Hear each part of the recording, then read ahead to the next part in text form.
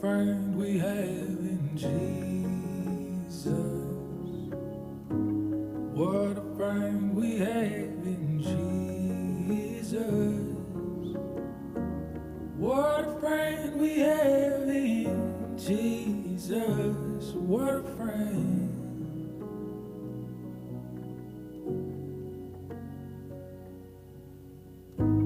What a friend we have in Jesus. What a friend we have in Jesus. What a friend we have in Jesus. What a friend.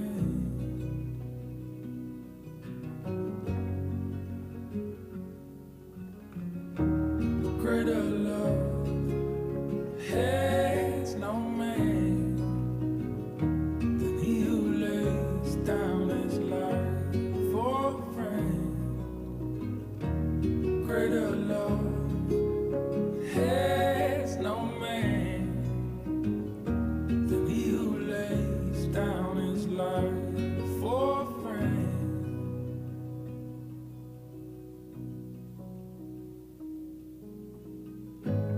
What a friend we have in Jesus. What a friend we have in Jesus. What a friend we have in Jesus. What a friend.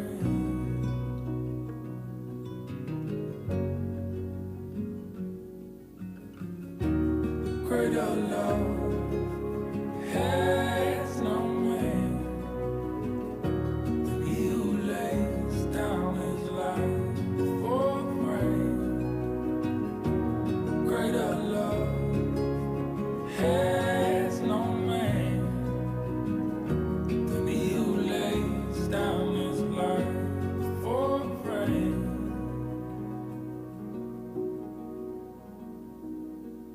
And I sing hallelujah.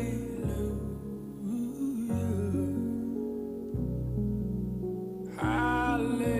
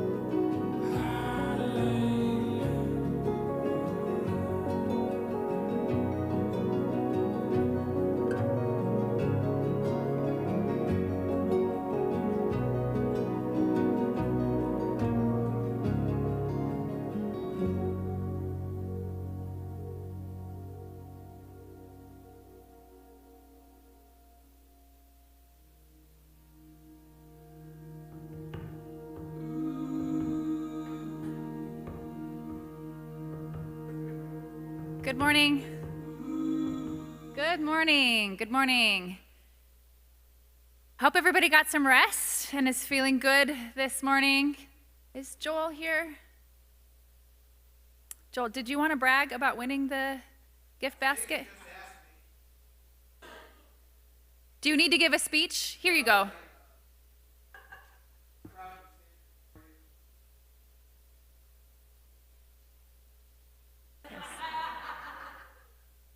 Anybody wants to get some selfie training from Joel? I think he's quite good. I have 13 photos sitting on my phone that you can attest to that. So round of applause for Joel. I don't know if everybody was there, but I think Jesse said he leaped over the chairs in the van to exit in order to run. I think he might have the record for Mitchell's scavenger hunt now to run downtown. So congratulations. So tonight, more fun. We'll talk more about the agenda as we go throughout the day, so as not to overwhelm right away. But we will be going to Farm Life Creamery tonight for those of you who want to go. And also, it's not far from here, but there's a little petting farm. One of our local entrepreneurs, who was an entrepreneur in residence here at Dakota Wesleyan last year, has done some pretty cool work about keeping things local and creating business with local resources. And so you'll meet her and see her operation tonight if you want to attend that event. It is a beautiful day, and I also am hoping today that we have some more margins for you to be outside and to enjoy the outdoors and to walk around campus and just take some extra time to reflect. I was facilitating a session for well-being at jurisdictional conference last week, and I was just the facilitator, the panel facilitator, but it still caused me to think about the importance of well-being for all of you who are so busy. And this next year, that's going to become even more important for you to be mindful of your time and your space and your margins in your life so that you can stay well. And we want that for you in every way. And we'll talk more about how we work with you throughout the program during orientation. But today, use some time, if you need it, to pause and to reflect and to get out of your seats and to move around and to walk around and to put the phone away and do what you need to be connected and to be well. If you are moving around campus and you want to check out the bookstore, it is in the McGovern Library, and you all have a 15% off discount as students. So just let Lori there, she's very friendly, let her know that you're with Wesleyan, and she can hook you up with some swag and give you a discount. And I think it's open till 4 o'clock. She usually takes a noon lunch break, so from 12 to 1 it might not be open. But there's also the McGovern Museum over there. I don't know how many of you know who George McGovern was? Okay, a few people. He ran for president in 1972 as a Dakota Wesleyan alum. And so there's a nice little museum over there. He would be a great political candidate today. Very focused on social justice. And so yeah, bookstore if you want to use it. The museum there, the Dakota Discovery Museum, is across the street as well.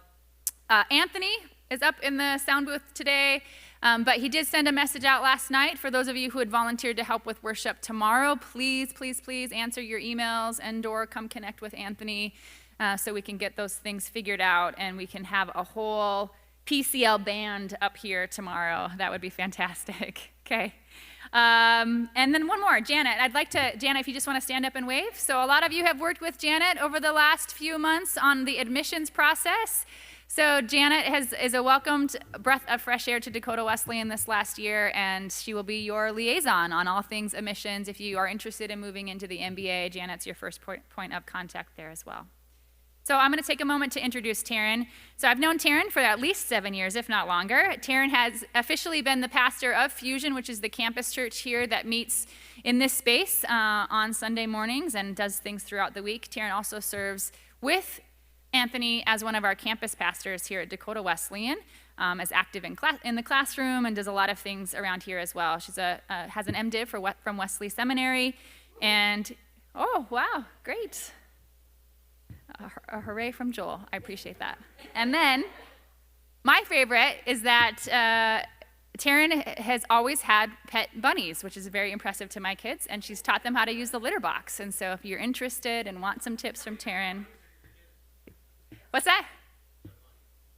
Oh, taught to use the litter box? Yes, just the kids. I couldn't get that to work with the bunny that we had.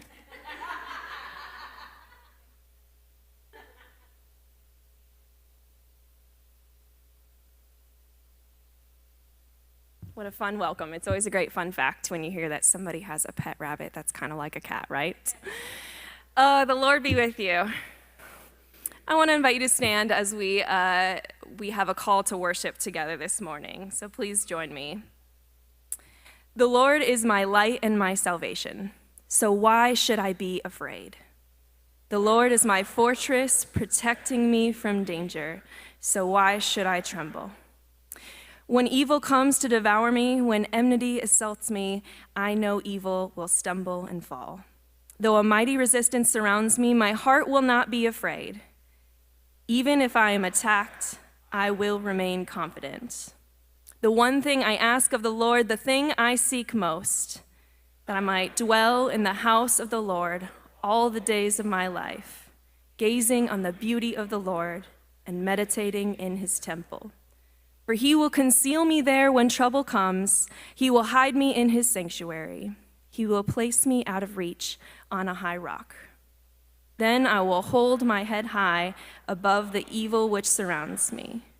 At his sanctuary I will offer sacrifices with shouts of joy, singing and praising the Lord with music. Hear me as I pray, O Lord, and be merciful and answer me. My heart has heard you say, "Come and talk with me." And my heart responds, "Lord, I am coming." You may be seated.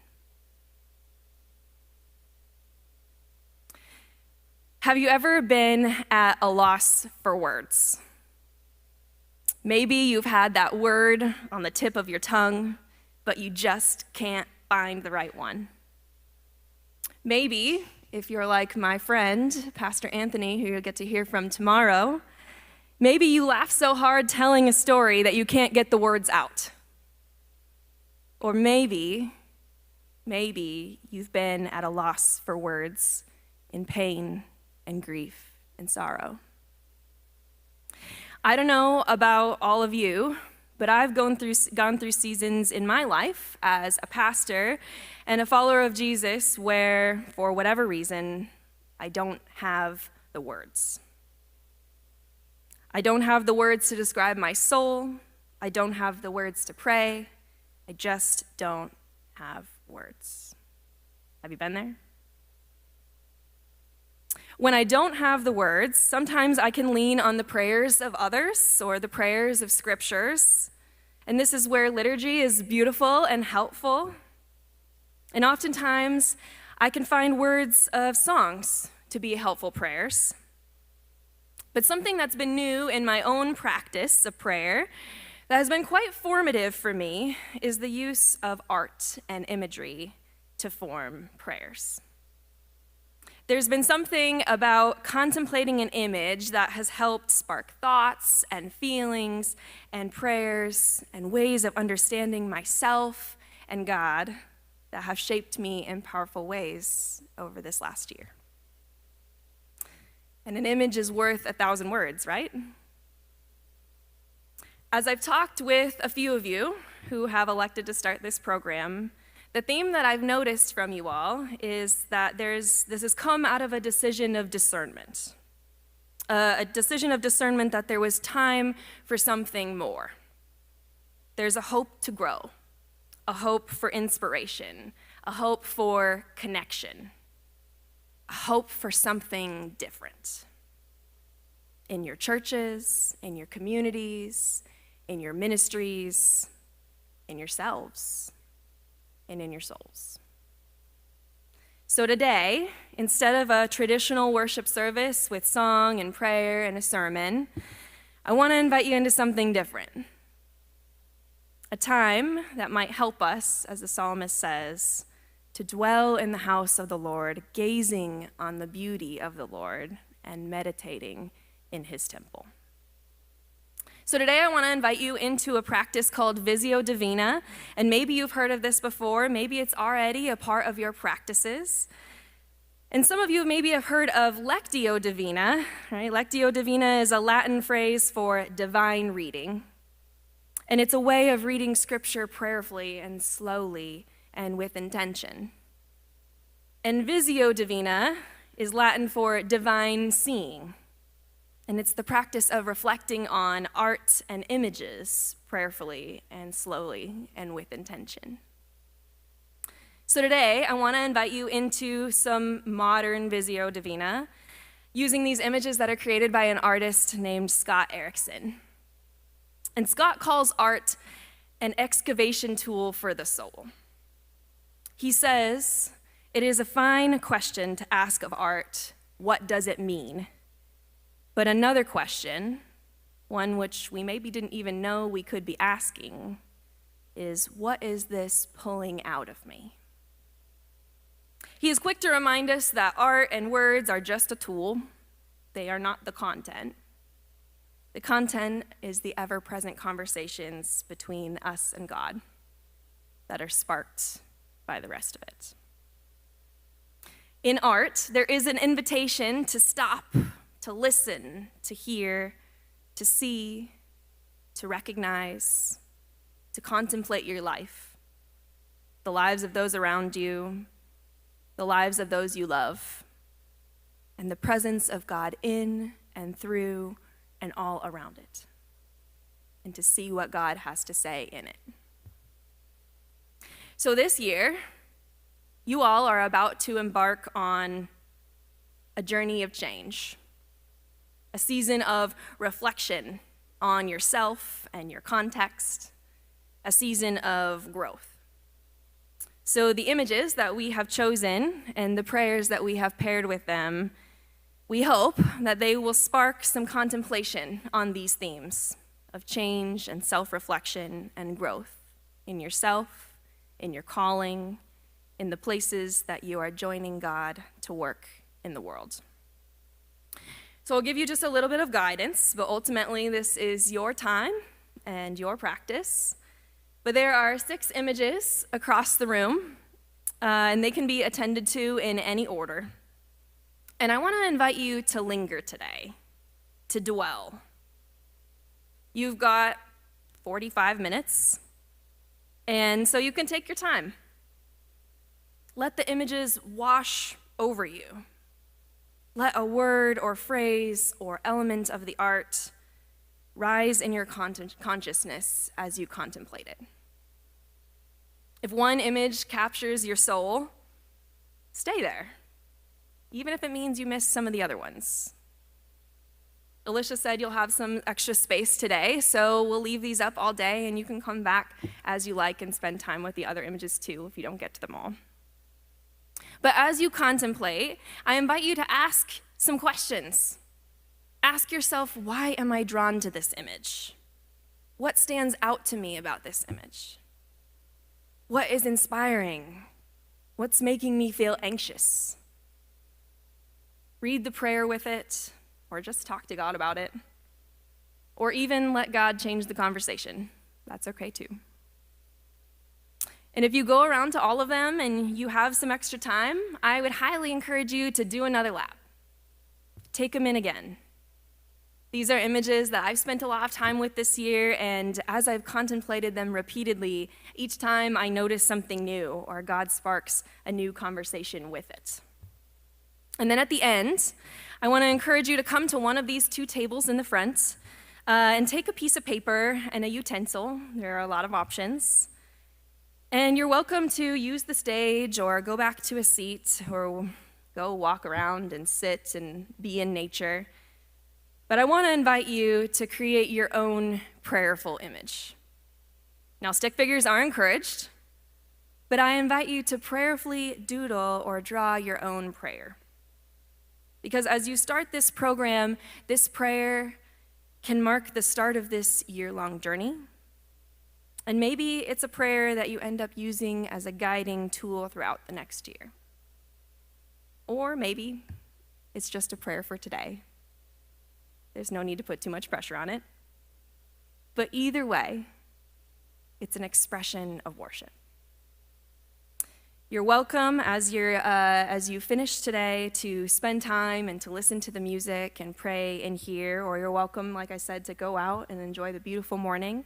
And then at 10, so this will be leave as you are done. At 10, you will convene in the business building for your next session.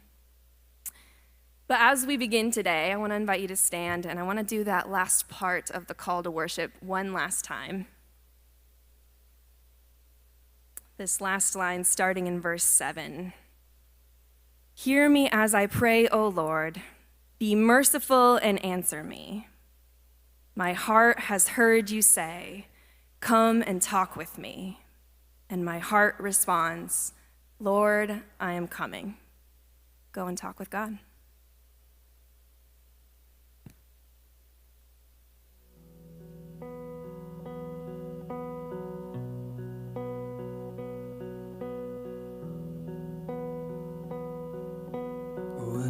Awaken my soul, come away.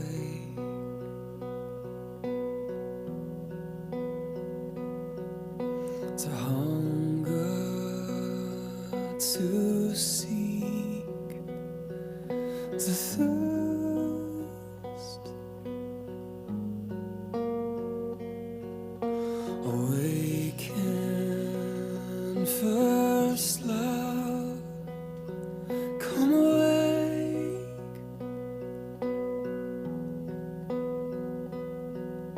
undo as you did at first.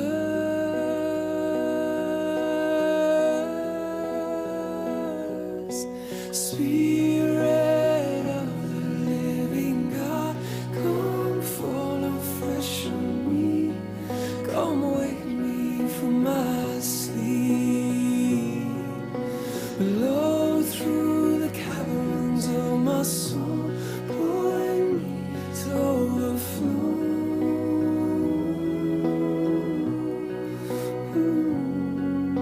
Spirit of the living God, come fall afresh on me.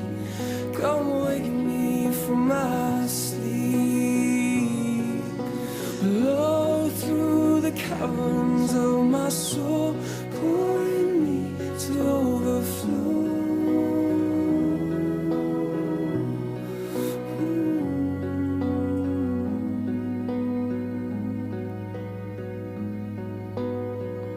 To overflow.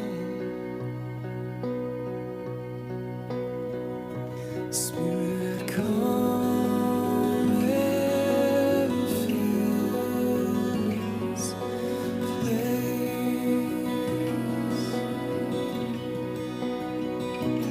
Let your glory now fill.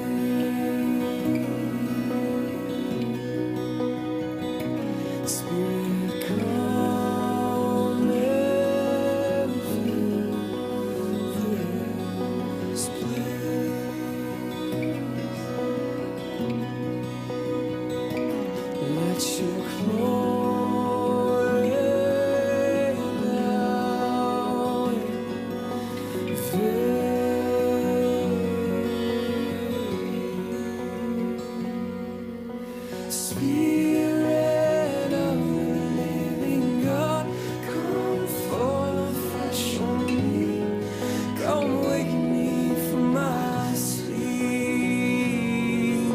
Blow through the caverns of my soul, pouring me to overflow.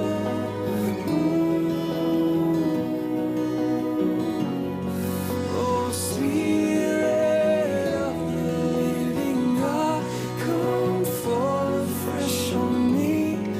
Come wake me from my sleep. Blow through the caverns of my soul, pouring me to overflow.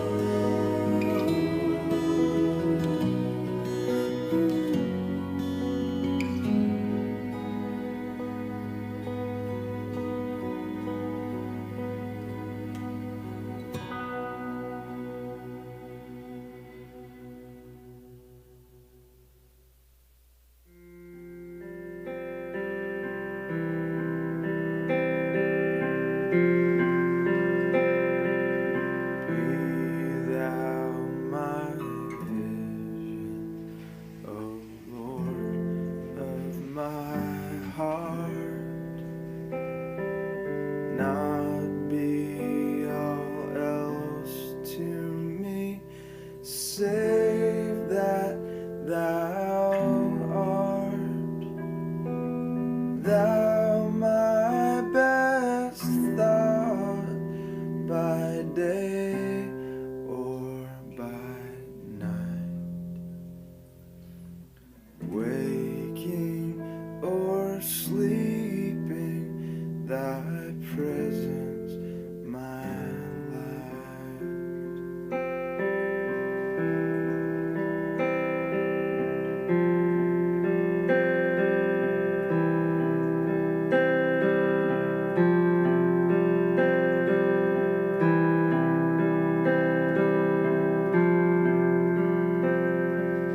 Riches I heed not, nor man's empty praise. Thou my inheritance, now and always. Thou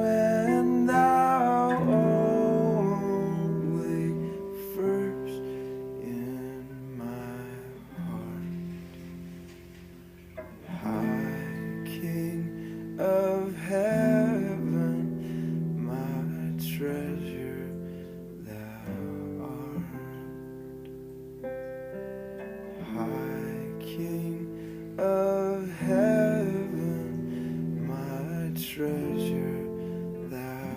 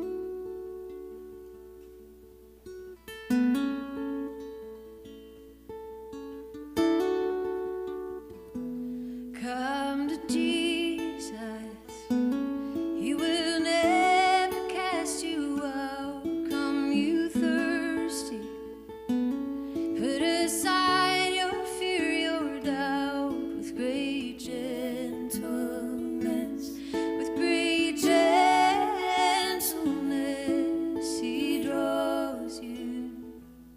How He draws you. See how He draws you to Himself.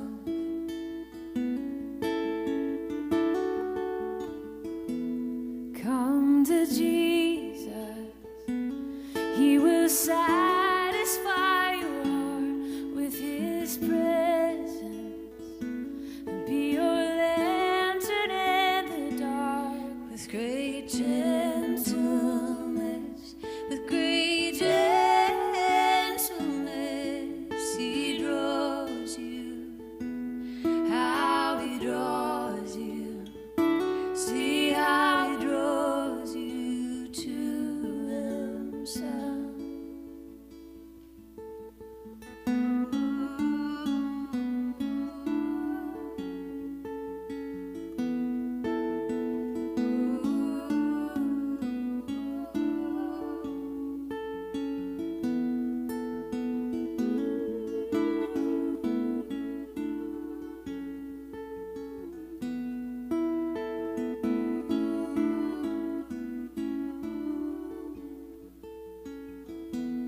Come to Jesus, He will never cast you out. Come, you thirsty, put aside your fear, your doubt, with great gentleness, with great gentleness, He draws you. How He draws you. See how He draws you to Himself.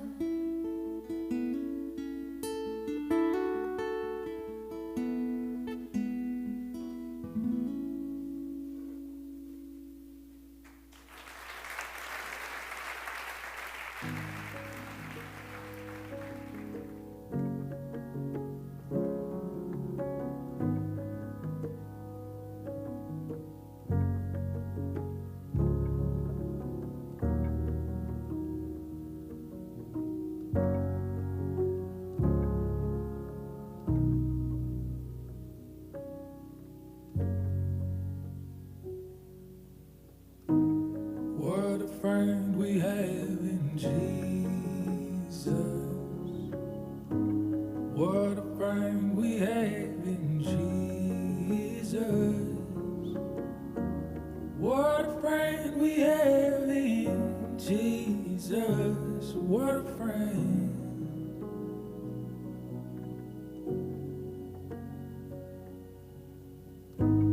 What a friend we have in Jesus.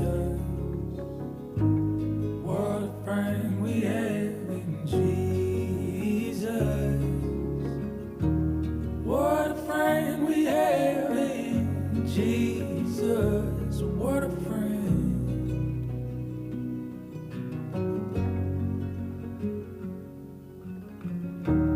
Greater love has no man than he who lays down his life for a friend.